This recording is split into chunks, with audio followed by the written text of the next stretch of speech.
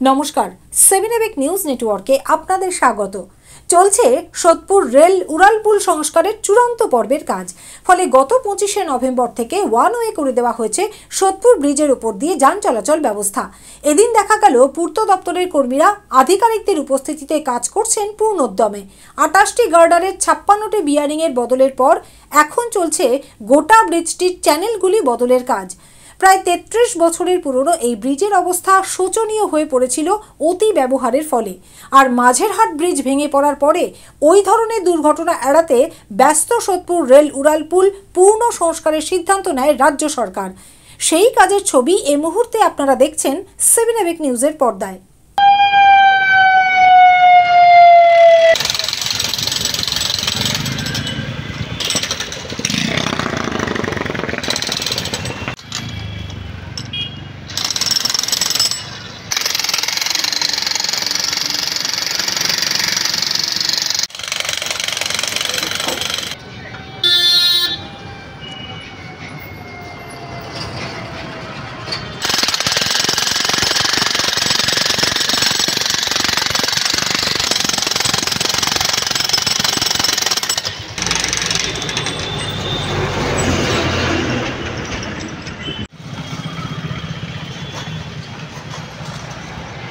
সংস্কারের কাজের কারণে ব্রিজের উপর দিয়ে যাতায়াতে বলবৎ করা হয়েছে কিছু নিয়ন্ত্রণ।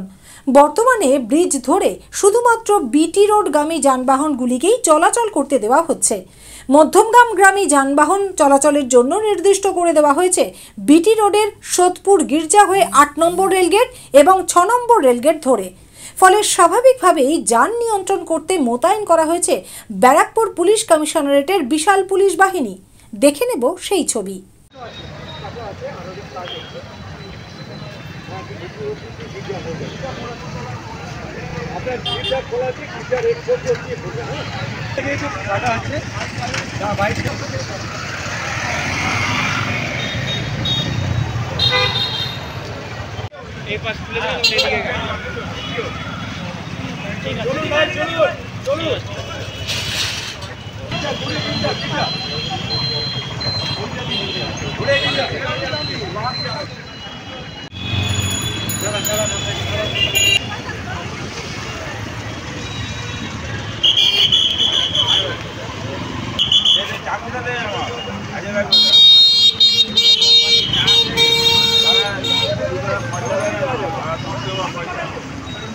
শুনে নেব কর্তব্যরত ট্রাফিক পুলিশ আধিকারিক তুষারকান্তি ব্যানার্জি কি জানালেন।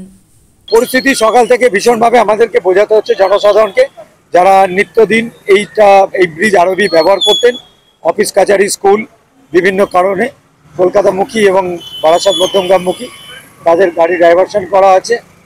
পূর্ত দপ্তরের থেকে যে ব্রিজটা মেরামতির এবং রেলওয়ে দপ্তরের থেকে আরবি গার্ডারের কাজ চলছে সকাল থেকে, এবং গাড়ি আমাদের ডাইভারশন করা আছে একফোর্ট রোড থ্রু গির্জা হয়ে, যেটা মধ্যমগ্রাম এবং বারাসাতগামী গাড়ি, সমস্ত বাস, অটো এবং প্রাইভেট সমস্ত ওই রুটটা।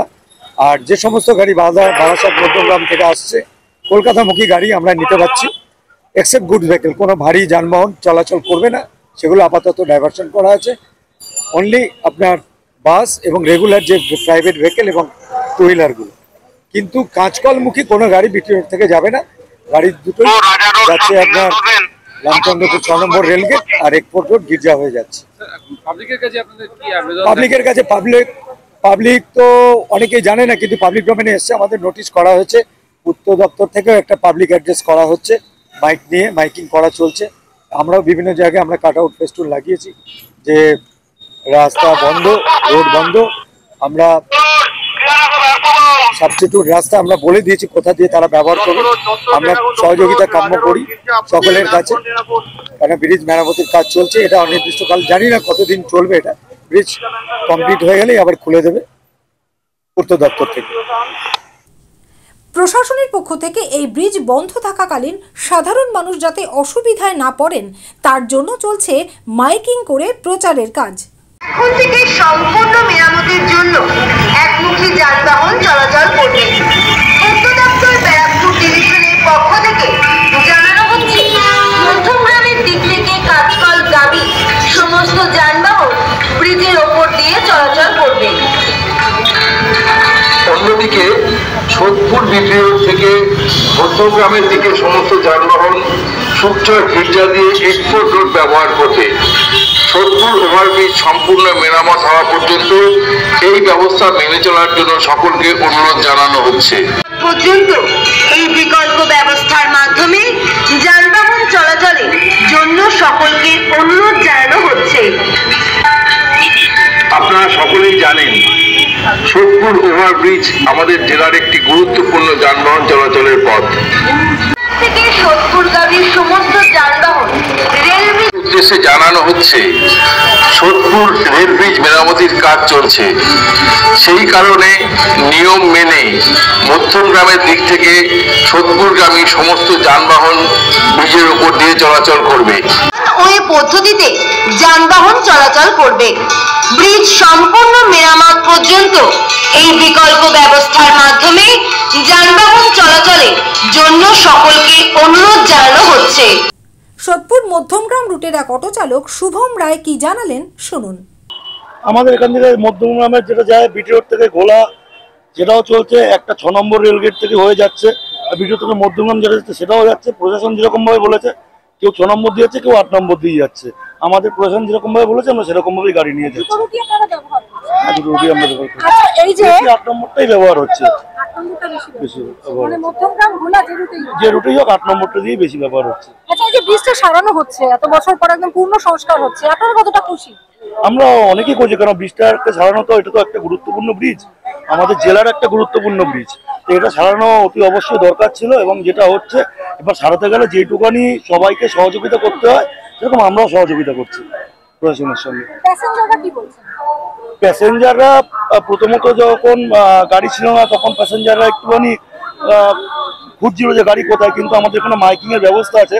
আমরা মাইকিং এর মাধ্যমে প্যাসেঞ্জারকে বলে দিচ্ছি যে এখানে গাড়ি চলছে, স্ট্যান্ড থেকেই চলছে, কারণ আমাদের পার্কিংটা যেহেতু ওদিকে ছিল ওখানে আমরা গাড়ি রাখতে পারছি না।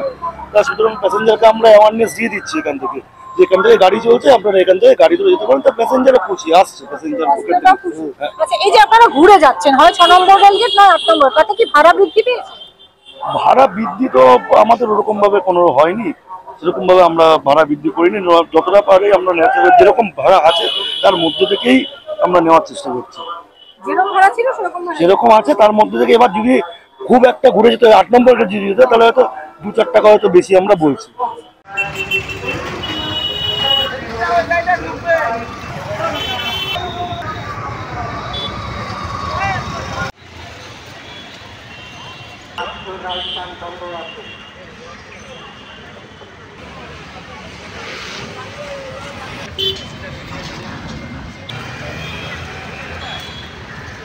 এবার শুনুন এক নিত্যযাত্রী সোহেল চট্টোপাধ্যায়ের প্রতিক্রিয়া। ব্রিজের অবস্থা ভালো নয় নিশ্চয়ই, সেই জন্যই সরাচ্ছে। এবার যাওয়া আসার অসুবিধা তো হবেই, আর সেফটিটাও তো ব্যাপার না। সেফটির জন্য যদি এটা করতে হয় তো করতে হবে, কিছু করার নেই। হ্যাঁ, আমাদের তো নিত্যদিন এই আমার মেয়ের জন্য ওয়েট করছি, স্কুল থেকে আসবে, এটাও প্রবলেম হচ্ছে। আমার মেয়ে আরেক মেয়ে কলেজে পড়ে, কলকাতায় যাওয়া আসা করছে, ও উবার শাটল করে যেত, সেটা হবে না, ট্রেনে যেতে হবে। প্রবলেম হচ্ছে, কিন্তু সারাতেও হবে, কিছু করার নেই। হ্যাঁ, প্রশাসন যে উদ্যোগটা নিয়েছে, প্রশাসনের দিকে খুশি। হ্যাঁ হ্যাঁ হ্যাঁ। চন্দন সেনগুপ্ত, গৌতমী নাথ এবং শ্যামল পালের রিপোর্ট, 7 এবেক নিউজ নেটওয়ার্ক, সোদপুর। আরও বিভিন্ন খবরের আপডেট জানতে হলে অবশ্যই সাবস্ক্রাইব করুন 7 এবেক নিউজ নেটওয়ার্ক চ্যানেলটি, কারণ আপনাদের একটা সাবস্ক্রিপশন আমাদের কাছে অত্যন্ত মূল্যবান। পাশাপাশি অবশ্যই ফলো করুন আমাদের হোয়াটসঅ্যাপ চ্যানেলটিও। জয় হিন্দ।